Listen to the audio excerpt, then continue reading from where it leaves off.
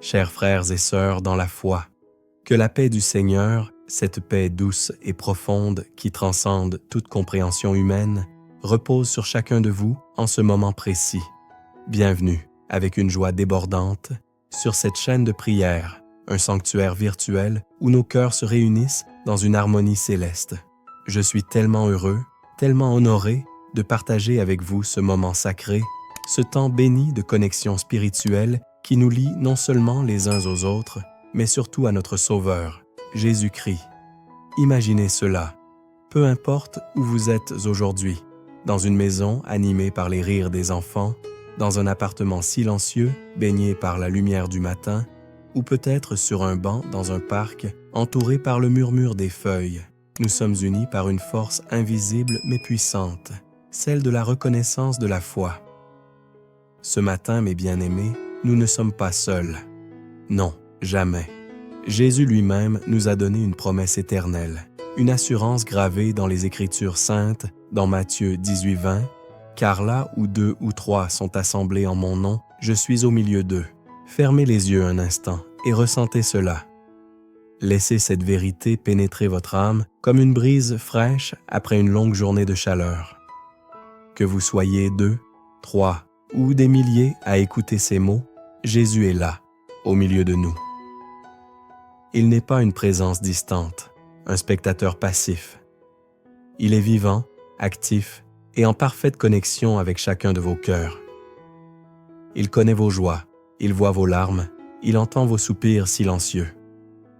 Oui, ce matin, nous marchons sur un sol sacré, car là où sa présence demeure, tout devient saint. Aujourd'hui, notre prière est spéciale, mes frères et sœurs. Elle n'est pas une simple récitation de mots, mais un cri du cœur, une supplication ardente portée par la foi. Nous allons élever nos voix ensemble pour demander la protection divine et la prospérité abondante sur nos familles et nos foyers. Préparez-vous à voir des miracles, car lorsque nous prions avec foi, les cieux s'ouvrent et la grâce de Dieu coule comme une rivière intarissable. Je vais prier pour vous, oui, pour vous spécifiquement, en invoquant le Seigneur pour qu'il déverse ses bénédictions sur vos familles, qu'il éloigne tout mal qui rôde dans l'ombre et qu'il fasse resplendir la lumière éclatante de sa faveur sur chaque chemin que vous empruntez. Et cette prière, nous la scellerons par une arme invincible, le précieux sang de Jésus. Oh mes amis, parlons un instant de ce sang, pas un symbole vague ou une métaphore poétique, mais une réalité vivante, une force qui a ébranlé les fondations de l'univers. Le sang de Jésus est notre bouclier, notre épée, notre victoire ultime. Il y a plus de 2000 ans, sur une colline appelée Golgotha, ce sang a coulé, non pas en vain, mais avec un dessein éternel. Le diable, cet ennemi rusé, pensait avoir triomphé lorsqu'il a poussé Adam et Ève dans le péché, lorsque le jardin d'Éden a été perdu, lorsque les chaînes de la mort ont semblé emprisonner l'humanité. Il riait peut-être dans l'ombre, croyant que la bataille était finie. Mais Dieu, oh notre Dieu tout-puissant, avait un plan bien plus grand. Le dernier mot n'appartenait pas au diable, il appartenait à Dieu, et ce mot a été scellé dans le sang de l'agneau. La Bible nous le proclame avec une clarté éblouissante dans Apocalypse 5:12. L'agneau qui a été immolé est digne de recevoir la puissance, la richesse, la sagesse, la force, l'honneur, la gloire et la louange. Jésus, l'agneau de Dieu, a été sacrifié pour racheter l'humanité tout entière. Son sang n'est pas une relique du passé, il est une puissance vivante qui brise les chaînes du péché, qui dissout les ténèbres de la mort, qui ouvre les portes de la rédemption. Contrairement au sang d'Abel, qui criait vengeance depuis la terre, Genèse 4:10, le sang de Jésus parle d'amour, de pardon, de restauration. Imaginez cela. Chaque goutte de ce sang versé sur la croix murmure votre nom, plaidant votre cause devant le trône de Dieu. Ce sang est une arme que vous tenez entre vos mains, mes frères et sœurs. Oui, vous n'êtes pas des spectateurs passifs dans cette guerre spirituelle. Vous êtes des guerriers équipés par Dieu lui-même. Apocalypse 12:11 nous dit « Ils l'ont vaincu par le sang de l'agneau et par la parole de leur témoignage. » le diable tremble à la mention de ce sang, car il sait qu'il a été vaincu il y a plus de 2 millénaires. Et aujourd'hui, nous allons brandir cette arme avec audace. Nous allons déclarer la victoire que Jésus a remportée pour nous, une victoire qui n'a pas de date d'expiration, une victoire qui résonne dans l'éternité.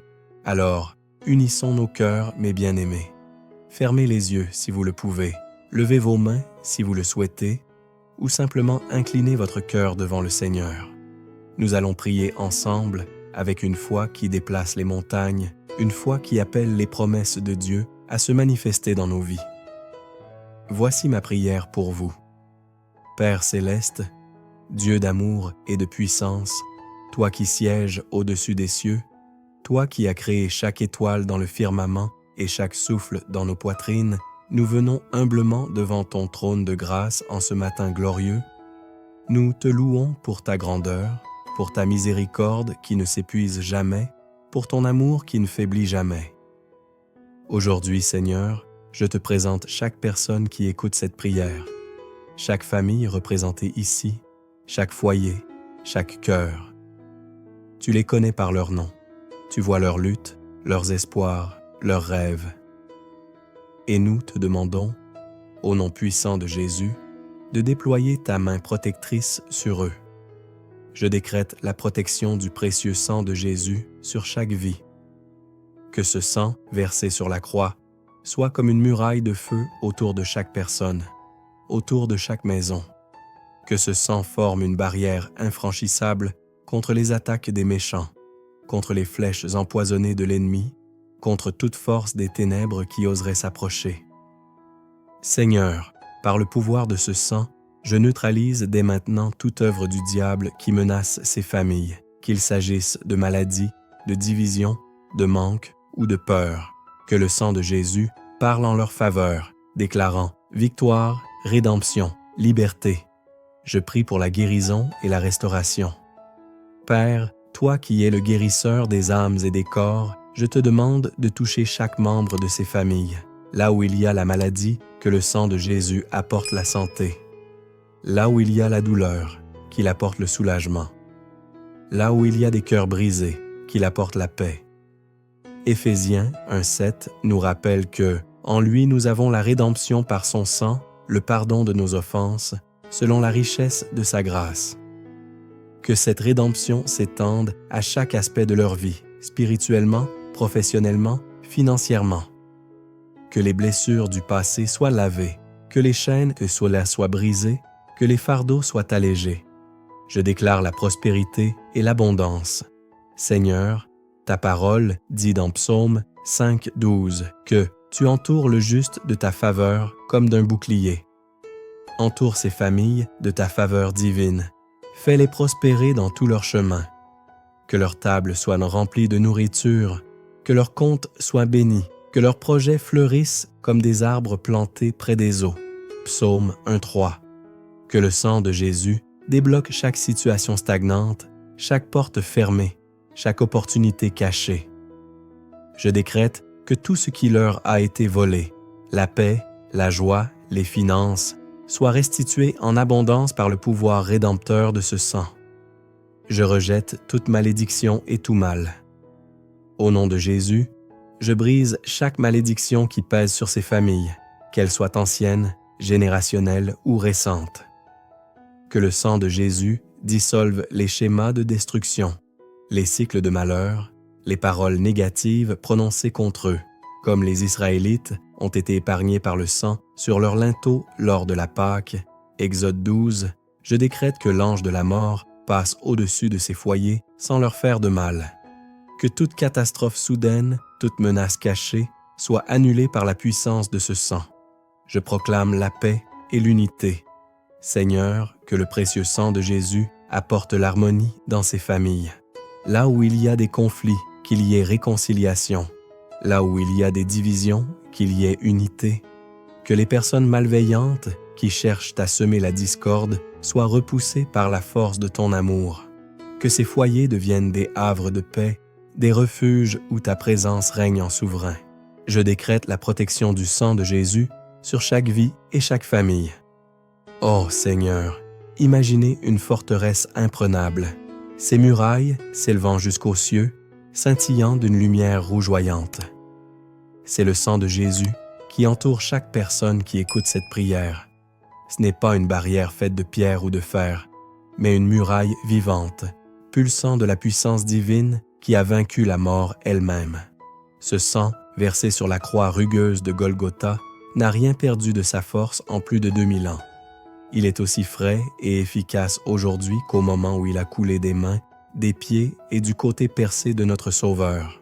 Je vois dans l'esprit une famille assise autour d'une table, riant ensemble, ignorant peut-être les ombres qui rôdent à l'extérieur, des ombres de peur, de maladie, de désespoir. Mais ces ombres ne peuvent pas entrer, car le sang de Jésus trace une ligne qu'aucune force des ténèbres n'ose franchir. Dans Exode 12, lorsque tu as ordonné aux Israélites de marquer leur linteau avec le sang de l'agneau, l'ange de la mort a passé au-dessus de leur maison. De la même manière, je déclare aujourd'hui que cet ange de destruction, qu'il prenne la forme d'un accident, d'une catastrophe ou d'une attaque spirituelle, passe au-dessus de chaque foyer, sans y toucher. Le sang de Jésus crie « Cet endroit est à moi. Ces âmes sont rachetées. » Je prie pour chaque individu, Seigneur. Pour le Père qui se lève tôt pour travailler, que le sang de Jésus le couvre sur la route, dans son bureau, dans chaque décision qu'il prend. Pour la mère qui veille sur ses enfants, que ce sang soit un bouclier autour de son esprit, la protégeant des soucis qui pourraient l'accabler. Pour les enfants, petits ou grands, qui jouent, étudient ou cherchent leur chemin dans la vie, que le sang de Jésus les garde purs, loin des pièges de ce monde. Que chaque maison, qu'elle soit une modeste cabane ou une grande demeure, soit marquée par ce sang, transformée en un sanctuaire où ta présence habite, contre les attaques des méchants. Père, nous savons que l'ennemi ne dort pas. La Bible nous avertit dans 1 Pierre 5:8 que votre adversaire, le diable, rôde comme un lion rugissant, cherchant qui il dévorera. Mais aujourd'hui, je dis, pas ces familles, pas ces vies. Par le pouvoir du nom de Jésus, j'applique le sang de Jésus contre toute attaque des méchants, qu'ils soient d'âge visibles ou invisibles, humains ou spirituels. Que les flèches enflammées de l'ennemi, Éphésiens 6:16, s'éteignent avant même de toucher leur cible, consumées par la puissance rédemptrice de ce sang. Que les complots ourdis dans l'ombre, les paroles de malédiction prononcées en secret, les regards envieux ou les intentions malveillantes soient réduits à néant. Le sang de Jésus neutralise, désarme et triomphe. Je déclare la guérison au nom de Jésus. Seigneur, ton Fils a porté nos maladies et nos infirmités sur la croix. Ésaïe 53, 4-5. Chaque goutte de sang qui a coulé de ses blessures était un paiement pour notre santé, un baume pour nos plaies, une promesse de restauration. Je vois une personne écoutant ces mots, peut-être allongée sur un lit, le corps affaibli par la maladie. Je vois une autre, le cœur lourd de chagrin, les larmes roulant sur ses joues à cause d'une perte ou d'une douleur qu'elle ne peut nommer. À vous tous, je dis, le sang de Jésus est puissant pour guérir. Je décrète que ce sang coule maintenant comme une rivière de vie à travers chaque famille. Là où il y a une douleur physique, une migraine persistante, une fièvre qui ne baisse pas, une blessure qui ne cicatrise pas, que le sang de Jésus apporte un soulagement instantané. Là où il y a une souffrance mentale, l'anxiété qui serre la poitrine, la dépression qui obscurcit l'esprit, que ce sang dissolve les ténèbres et restaure la paix. Là où il y a des maladies cachées, des diagnostics effrayants, des symptômes mystérieux, je déclare que le sang de Jésus, qui a triomphé de la mort, triomphe aussi de ses afflictions. Par ses meurtrissures, nous sommes guéris. Ésaïe 53:5. Cette promesse n'est pas une vieille histoire, elle est vivante aujourd'hui. Seigneur, je vois dans l'esprit une femme debout dans sa cuisine, les épaules voûtées sous le poids d'une fatigue qu'elle ne peut expliquer. Peut-être est-ce une mère célibataire, luttant pour joindre les deux bouts, ou une grand-mère qui porte les cicatrices d'un passé difficile. Elle ne le sait peut-être pas, mais une malédiction silencieuse plane sur sa lignée, une ombre qui a volé la joie de ses ancêtres et menace maintenant ses enfants. Mais aujourd'hui, Père, cette ombre s'enfuit. Par le sang de Jésus, je brise cette malédiction. J'entends le craquement des chaînes qui se brisent, je vois la lumière percer les ténèbres, je ressens la liberté qui inonde son cœur. Ce sang, plus puissant que toute force humaine ou démoniaque, dissout les liens invisibles qui l'ont retenue captive. Et ce n'est pas seulement pour elle, Seigneur. Je vois un homme, un père de famille, assis à son bureau, les mains dans les cheveux, accablé par des dettes qui semblent insurmontables. Peut-être ses parents ont-ils connu la même lutte. Peut-être ses grands-parents ont-ils vécu dans la pénurie. Mais aujourd'hui, je déclare que ce schéma s'arrête. Le sang de Jésus, qui a payé le prix ultime, annule chaque malédiction financière qui pèse sur cette famille. Je vois des portes s'ouvrir, un appel inattendu d'un employeur, une opportunité de travail, une bénédiction financière qui tombe comme une pluie douce sur un sol desséché. L'Éternel te bénira dans tout ce que tu feras. Deutéronome 15-18. Et ce sang scelle cette promesse. Père, tu es le Dieu des générations. Ta parole dit dans Exode 20:06 que tu fais miséricorde jusqu'à 1000 générations à ceux qui m'aiment et qui gardent mes commandements. Je déclare que ces familles ne transmettront plus des fardeaux à leurs enfants, mais un héritage de bénédiction. Que les petits-enfants de ceux qui écoutent cette prière grandissent dans des foyers remplis de paix, de rire et de prospérité.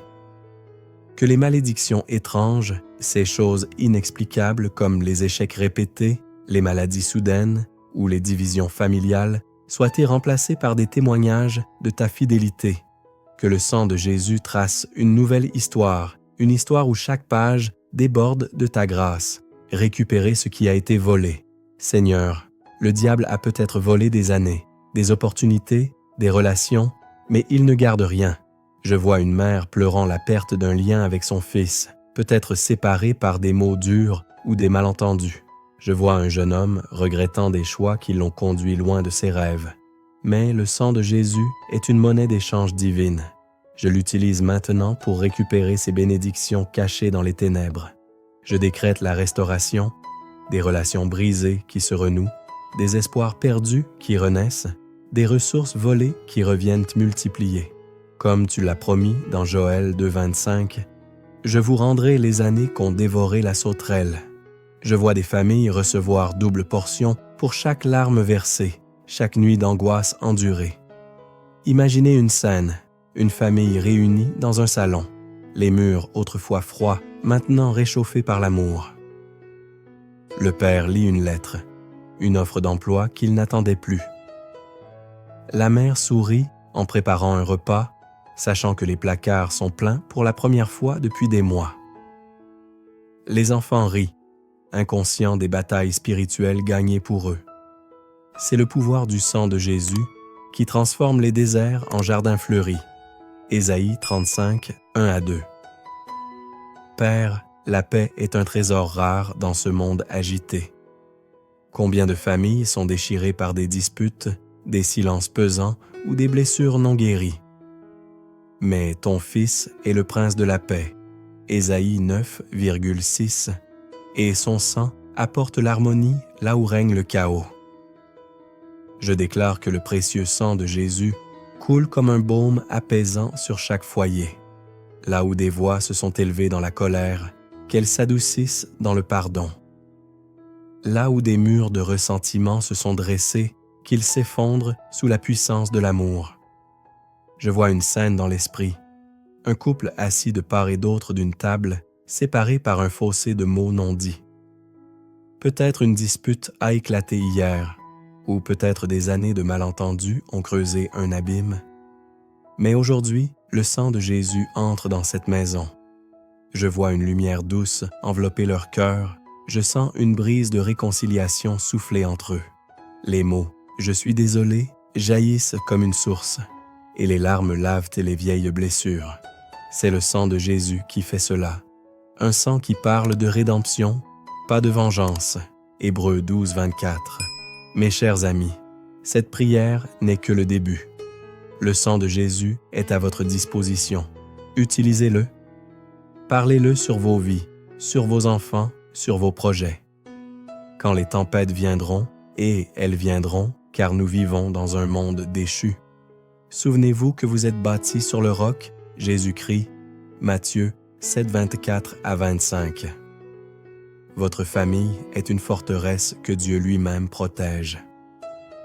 Alors, levez-vous avec courage, proclamez votre victoire et marchez dans la reconnaissance de la foi qui vous a été donnée. Si cette prière vous a touché, je vous invite à écrire dans les commentaires. Je reçois ma protection et ma bénédiction ce matin dans le sang de Jésus. Croyez-le, car Marc 11h24 nous assure « Tout ce que vous demanderez en priant, croyez que vous l'avez reçu, et cela vous sera accordé. »